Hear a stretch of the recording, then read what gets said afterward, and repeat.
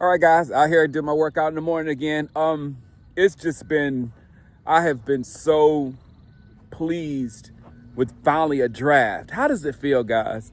Finally a draft where we're not upset after it. We feel good.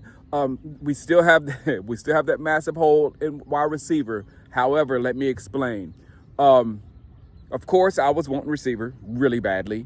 And we didn't get one in the first round. And maybe Golden started scaring me. I think I said it during the day, during my stream. Golden started scaring me during the day because I was like, man, I said it in my league chat, in my college football 26 chat. I say I've been screaming for a weapon for so long, and watch we get Golden and he's a bust, because Golden is the type that could be a bust.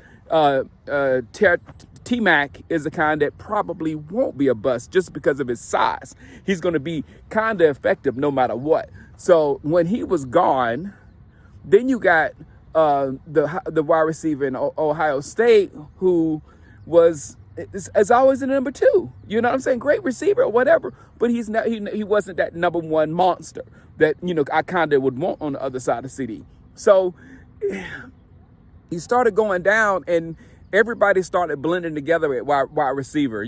There was a few that I had researched on that second day, but it was just like names that were high in the draft period. There was nothing that I was like, had my heart set on, other than Tez Johnson. I wanted Tez pretty bad, and we didn't get him. But as far as running back, I always said the third day probably. I said that from the beginning of the draft, that I wasn't going to stress out over running back, because the third day could provide us with everything we need at the running back position if we use that pick correctly, because there was a ton of running backs in this draft.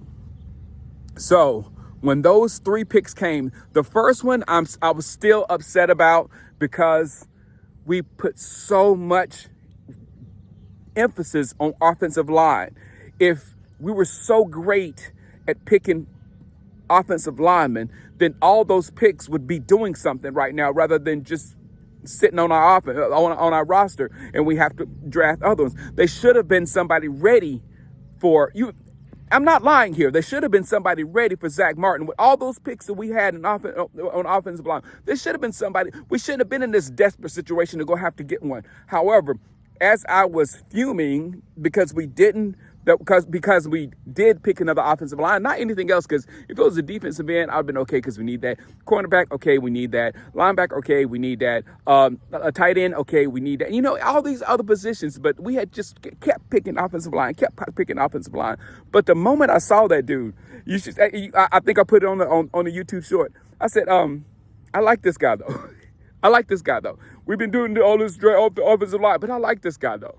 And then the second pick, instantly I was like, okay, never mind. He's good. Because the pass rusher is important or whatever. And to have another pass rusher there with Micah and Overshawn and all these, man, we need that for Jaden Daniels. We need that for Jaden Daniels, 100%. So I was completely okay for that, and we needed somebody else for Jaden Daniels, a corner. And that corner could be elite. He could be elite. And that's all. If you got a chance to get someone that could be elite against getting a wide receiver that could be a number 2 or number 3, you go get that corner that could be elite, 100%. So there was no, and instantly on that second round pick and that third round pick, I was okay with them. I still was dejected because I didn't know what we're going to do with wide receiver. So day 3, the pickup of Jaden Blue, that did it for me, because I already feel like we have the thunder on our team. Javonte, if you don't believe what I'm saying, go look at Javonte Williams last year. Go look at him before the injury, and go look at him late last year. He started to get back to himself last year. So if Javonte can get back to where he was before the injury, it's not easy now. He had the TO injury. He had the Adrian Peterson injury. So it's going to be tough for him to come back and then come back, at his form. But if he comes back at his form, that is a violent man. That is a violent man. He will run. It's like Cam Scatterboo. You know what I'm saying? The way Cam Scatterboo runs and kicks people off and whatever, he's just like that. And Phil Maffa is huge. So we have legitimate thunder. And then all three of them, Blue can get in the end zone. He's a finisher. That's another main thing. But my point is, we needed somebody for Dak. That was my number one thing, because I don't want to see Dak in the pocket. CD is double or triple covered or whatever. CD is taken completely out of the play, and then he's like freaking out because he doesn't know who to throw the ball to, because they're not completely open. And not only he doesn't know who to throw the ball to, when he does throw the ball, it has to be as accurate can be, because there's not much separation between him and that defender. So that's my problem. And you don't see that until you get to the playoffs, because when you get to playoffs, you get to start playing those teams that can take CD out and cover those other guys. You know what I'm saying? In the regular season, you don't see that every week in the regular season, but during the playoffs, you see that.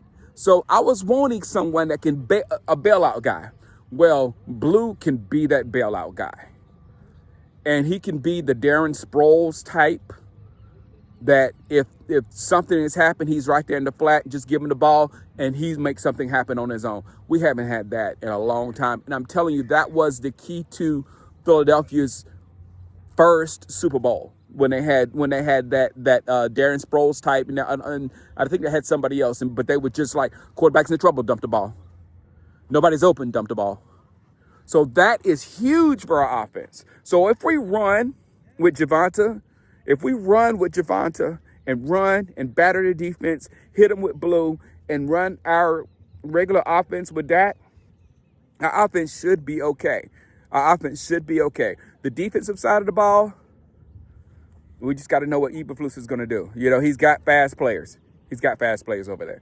But I feel good. And and at wide receiver, what I believe we're going to do at wide receiver. And in my mind, at this point where we're at, it's a good idea to go ahead.